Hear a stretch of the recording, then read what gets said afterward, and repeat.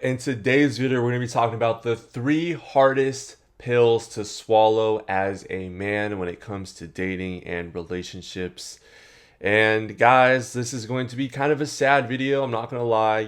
Putting this together, I did do a lot of reflection based on my past relationships and situationships, or just the stories that I've heard, whether it's through friends, coworkers, or just people that have emailed into this channel and shared their story. And a lot of these are things that I'm sure you're going to relate to.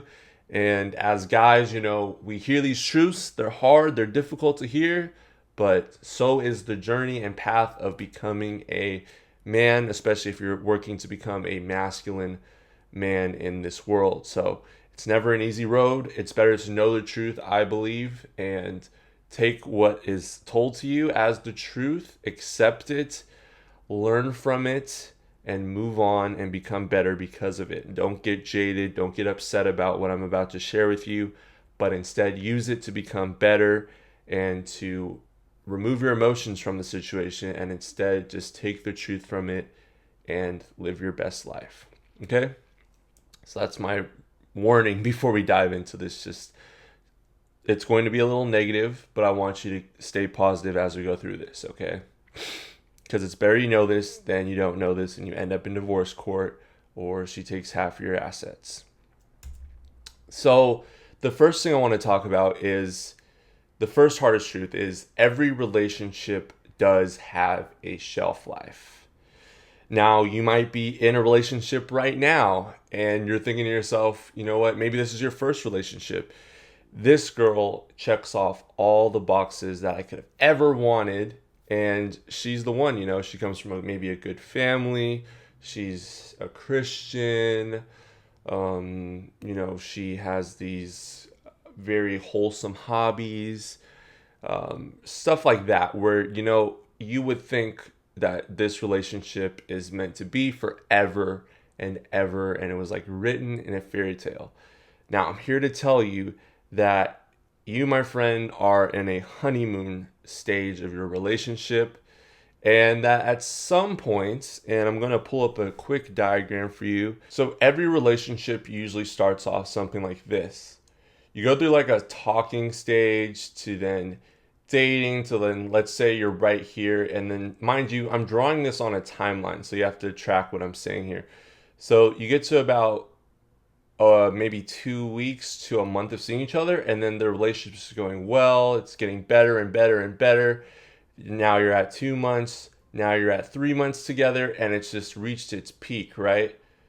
Let's say if it's really good, you can go and extend that even up higher to past where I'm drawing to 6 months, a half a year, where the relationship seems to be going so well. You're just head over heels in love with each other.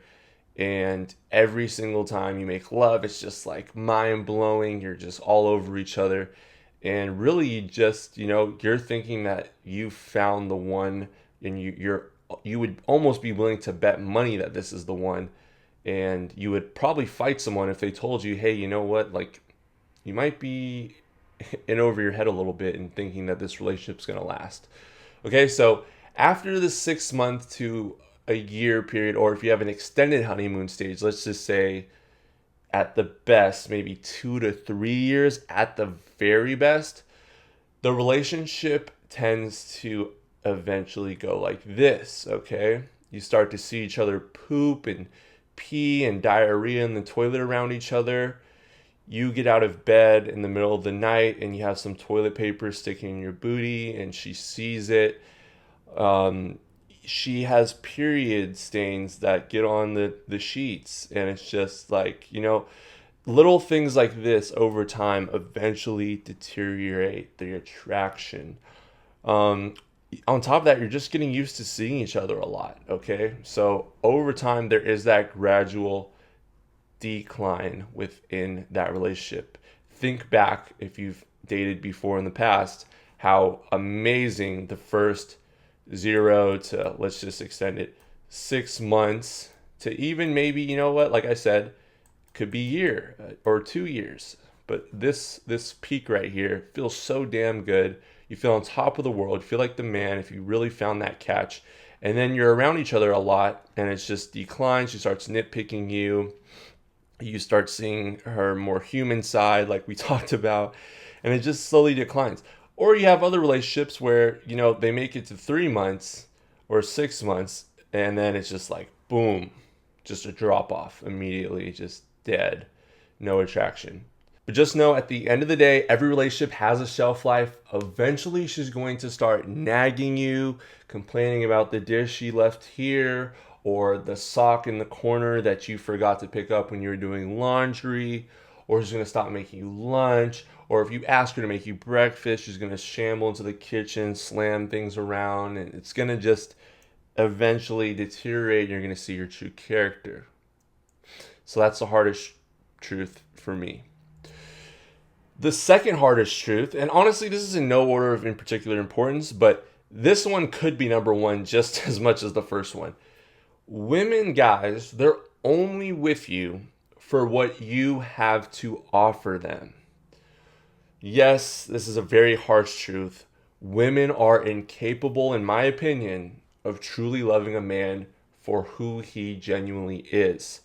Now, guys that watch this channel or natural born leaders of men or high value men like we talk about here in this space, these guys, you would think like she loves this guy for who he is, but a lot of times these guys, if they weren't born like this, they had to cultivate a personality and an attitude and the charisma and the confidence and the body and the money and the lifestyle in order to appear as a high value man in her eyes. Okay, so once again, is this genuinely truly loving that man for who he is the day he was born and how he is internally as a real man? Or is she loving the persona or the idea of who this man is presenting himself to be?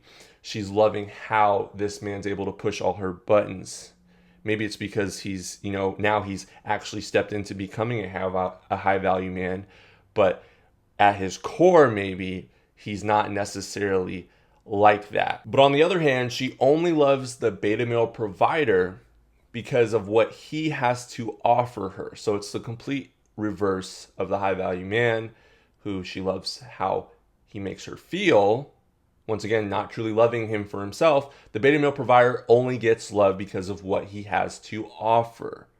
Okay, and I put just a few of many examples of what these women are looking for in a man besides that man's inner character and qualities. She's looking for a foodie call. She's looking for someone that can provide trips. She's looking for clothes or luxury items. A guy that's going to spend money on a bag for her. Like you hear in all these simpy rap videos and rap songs. She's looking for good conversation. She might be looking for someone that she can just talk to. And she's using that guy as like a male friend. But this guy doesn't know that, and he's just going to get used. She's looking for a stepdad or someone to raise her kids for a time being. That is the man she's looking for at that moment temporarily. But once the children grow up, she's no longer attracted to that guy for who he is, because he was just a placeholder for while the children were in the house so that they could have a father.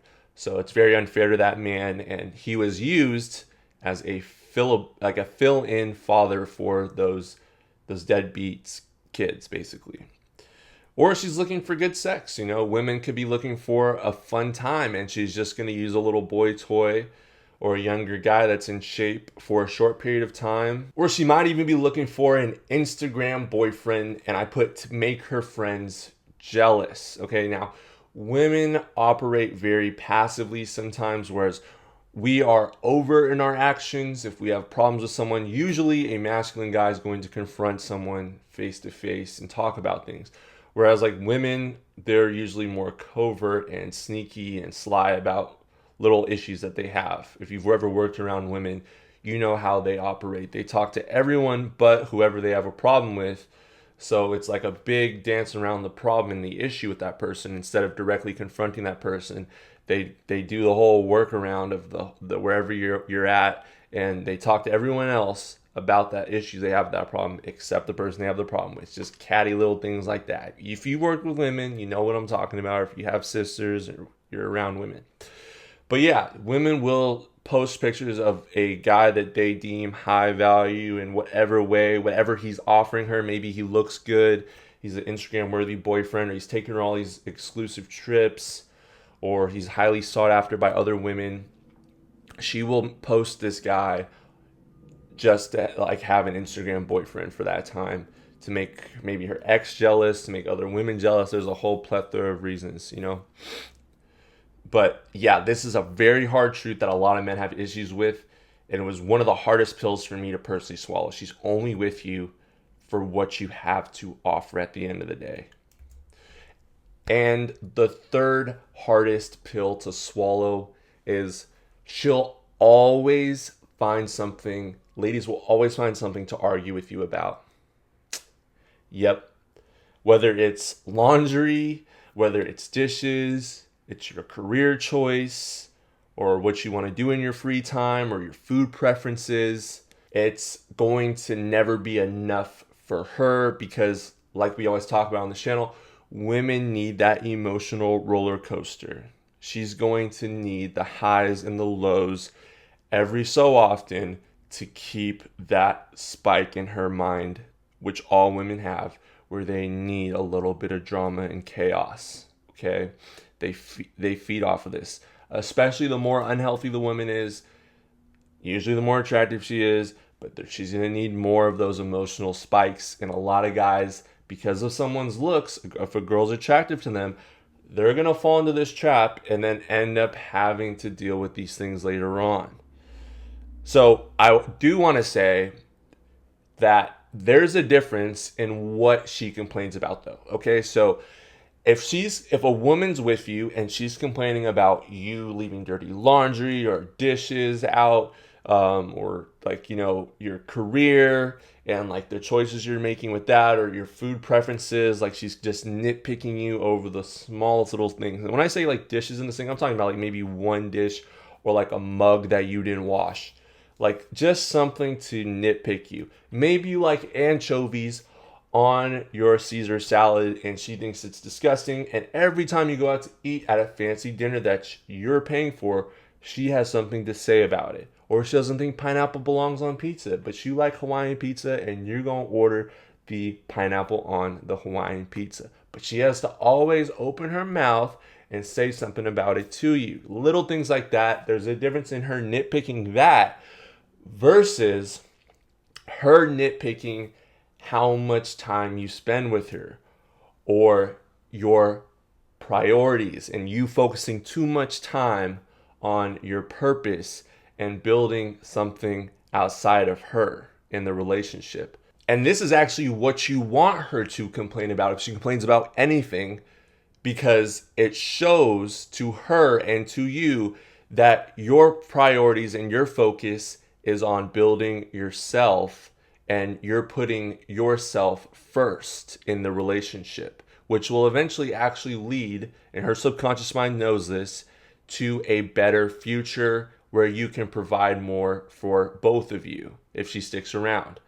And she knows this, and although she says she complains and she wants more time, trust and believe she'd rather have you chase after your dreams and your goals and whatever it is you're working on than be laid up under her watching Netflix every Friday night, every Saturday night, every time you get off of work.